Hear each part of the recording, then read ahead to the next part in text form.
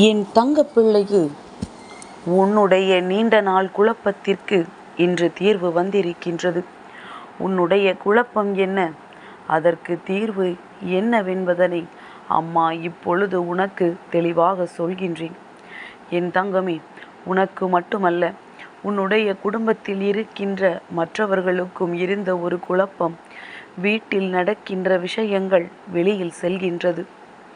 வீட்டிற்குள்ளே என்ன பேசினாலும் அது ரகசியமாகவே இருந்தாலும் வெளியில் யாருக்கேனும் அந்த விஷயம் தெரிய வந்து விடுகின்றது. அது எப்படி வெளியில் செல்கிறது என்று தெரியாமல் என் குழந்தை நீ தவித்து நின்று கொண்டிருந்தாய். எந்த ஒரு ரகசியமுமே நம்முடைய வீட்டில் அப்படியானால் பேச முடியாதா? நம்முடைய வீட்டில் இருக்கின்ற சுவற்றுக்கு காதுகள் இருக்கின்றதா? அது எல்லோரிடத்திலும் சென்று சொல்லிவிடுகின்றதா என்று கூட என் குழந்தைக்கு மனதில் ஒரு குழப்பம் இருந்து வந்தது. அப்படியானால் யாரோ நம்முடைய இல்லத்தை நோட்டமிட்டு கொண்டிருக்கின்றார்கள். அது மட்டுமல்லாமல் நம்முடைய குடும்பத்தில் நடக்கின்ற இரகசியங்களை தெரிந்து கொள்வதில் அவர்கள் அத்தனை ஆர்வமாக இருக்கின்றார்கள் என்றால் இவர்கள் நம் வாழ்க்கையை அழிப்பதற்காக வந்திருப்பார்களோ என்ற சந்தேகம் என் குழந்தைக்கு வந்துவிட்டது. என் தங்கமே, இந்த சந்தேகங்கள் எல்லாம் வந்ததனாலோ என்னவோ என் பிள்ளைக்கு நிம்மதி என்ற ஒன்று இல்லாமலேயே போய்விட்டது. வீட்டில் யாரிடத்திலும் எந்த ஒரு விஷயங்களையும் பேச வேண்டும் என்றால் கூட என் குழந்தைக்கு உடனே அது மனதில் ஏதோ ஒரு சந்தேகத்தை எழுப்பிவிட்டு விடுகின்றது. நாம் சொன்னால் இது அப்படியே வெளியில் சென்று விடுமோ, நாம் சொல்கின்ற விஷயங்கள் எல்லாம் எல்லோருக்கும் தெரிந்து விடுமோ என்று என் குழந்தை நீ பயப்படத் தொடங்கிவிட்டாய். அப்படி இருந்ததனால் என் குழந்தைக்கு ஒவ்வொரு நாளுமே வீட்டினுள் இருந்து பேசுவது கூட நரகமாக தோன்றியது. யாரோடும் எதனையும் பகிர்ந்து கொள்ள முடியவில்லை. என்ன சொன்னாலுமே அது வெளியில் தெரிகிறது என்றால் ஒருவரினுடைய மனநிலை எப்படி இருக்கும் என்பதனை என்னால் புரிந்து கொள்ள முடிகின்றது. என் தங்கமே, நீ உன்னுடைய மனதில் இருக்கின்ற அந்த விஷயங்களை எல்லாம் சொல்ல முடியாமல் இருந்த நேரத்தில்தான் நீ என்னிடம் வந்து எல்லாவற்றையும் சொல்லி அழுதாய். அதை கூட உன்னால் நம்ப முடியவில்லை. நீ என்னிடத்தில் சொன்ன விஷயம் கூட வெளியில் சென்று விட்டது. தெய்வத்தின் முன்னினால் நீ நின்று அழுது கொண்டிருக்கிறாய் என்று கூட வெளியில் இன்னொருவர் உன்னிடத்தில் கேட்க ஆரம்பித்து விட்டார். எதற்காக நீ இத்தனை வேதனைப்படுகின்றாய் என்று உனக்கு ஆறுதல் சொல்வது போல ஒருவர் கேட்கவும் ஆரம்பித்தார்.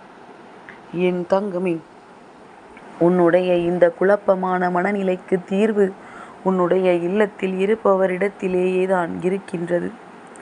என் தங்கமே, அது வேறு யாரும் கிடையாது, உன்னுடைய உடன் பிறந்த உறவுதான். என் குழந்தைக்கு இது மிக பெரிய ஆச்சரியத்தை கொடுக்கலாம். நம் இல்லத்தில் உள்ள இரகசியங்களை இவர்களே எப்படி வெளியில் சொல்லி விடுகிறார்கள் என்று. ஆனால் இதில் இருக்கின்ற உண்மை என்ன தெரியுமா? உன்னுடைய உடன் பிறந்த உறவானது மற்றவர்களோடு பேச வேண்டும், மற்றவர்களோடு நேரம் செலவிட வேண்டும் என்பதற்காக பல முயற்சிகளை எடுத்து கொண்டிருந்தார். அக்கம் பக்கத்தில் உள்ளவர்களிடத்தில் எல்லாம் நேரம் செலவிட அவர்களுக்கு அதிக ஆசை.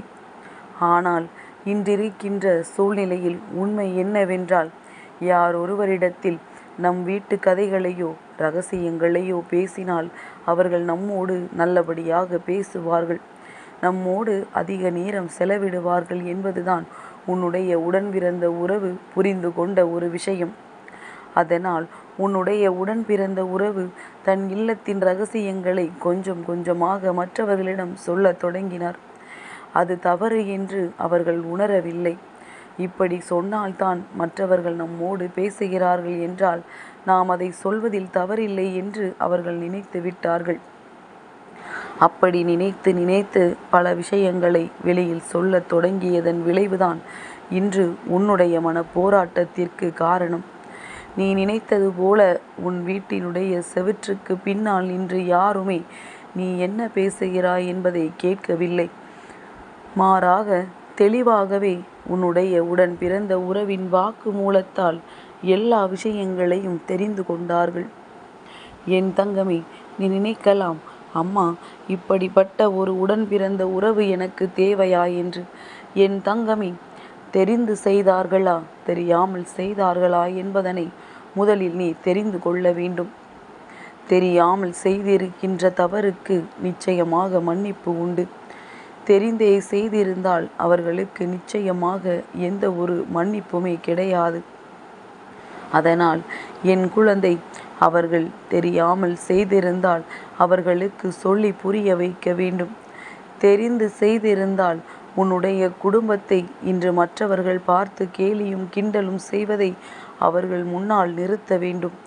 அவர்கள் சொன்னவர்கள் எங்கெல்லாம் சென்று சொன்னார்கள், அவை எப்படியெல்லாம் உன்னுடைய இல்லத்தில் இருக்கின்றவர்களின் மனநிலையை பாதித்திருக்கிறது என்பதனை அவர்களுக்கு நீ உணர வைக்க வேண்டும்.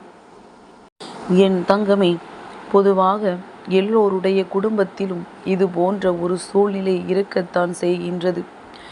ஏனென்றால் மற்றவர்களின் நட்பினை அதிகமாக நாடுபவர்கள், வெளியில் சென்று மற்றவர்களிடம் கதை பேச வேண்டும் என்று நினைப்பவர்கள் இப்படித்தான் தன்னுடைய குடும்பத்தை பணயம் வைத்து பேசுகின்றார்கள். என் தங்கமே, நீ நினைக்கலாம், அம்மா இதற்கு என்னதான் தீர்வு என்று.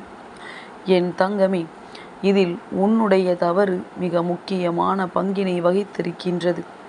அது என்னவென்றால், என் தங்கமே, பொதுவாகவே அந்த காலத்தில் உடன் பிறந்தவர்கள் எல்லாம் ஒருவரோடு ஒருவர் அன்பு வைத்து ஒருவர் இன்னொருவரை வளர்த்து அப்படி அந்யோன்யமாக இருந்து வந்தார்கள். வீட்டில் மூத்தவர்கள் என்று ஒருவர் இருந்தால் அவர்தான் மற்ற குழந்தைகளையும் தூக்கி வளர்ப்பார்கள். ஆனால் இன்றிருக்கின்ற சூழ்நிலை எப்படி இருக்கின்றது தெரியுமா?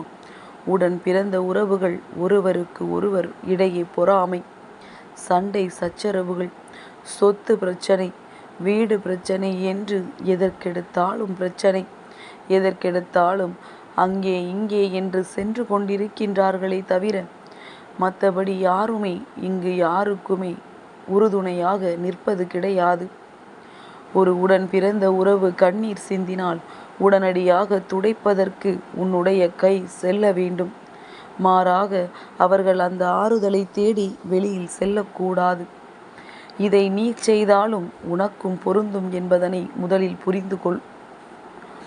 எப்பொழுதுமே தனக்கென்று ஒரு குடும்பம் வந்துவிட்டால் தன் உடன் பிறந்த உறவுகளையும் சரி, தன்னை பெற்றவர்களையும் சரி, இங்கு நிறைய பேர் மறந்து விடுகின்றார்கள்.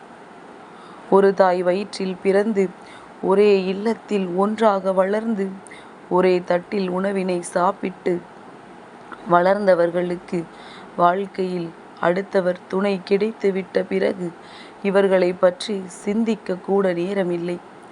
ஏதேனும் விழாக்கள், வீட்டில் ஏதேனும் நிகழ்ச்சிகள் நடந்தால் மட்டும்தான் உடன் பிறந்த உறவு என்ற ஒன்று இருக்கின்றது, அவர்களை அழைக்க வேண்டும் என்று நினைக்கின்றார்கள். இன்னும் சில பேர் ஒருபடி மேலாக இந்த நிகழ்வுகளுக்கு கூட அழைக்க மறந்து விடுகின்றார்கள். என் தங்கமே, நீ ஒரு விஷயத்தை சரியாக புரிந்து கொள்ள வேண்டும். முதலில் வீட்டில் ஒற்றுமை இருக்க வேண்டும். குடும்பத்திற்குள் ஒற்றுமை இருந்தது என்றால் நிச்சயமாக எந்த ஒரு செய்தியும் வெளியில் செல்லாது.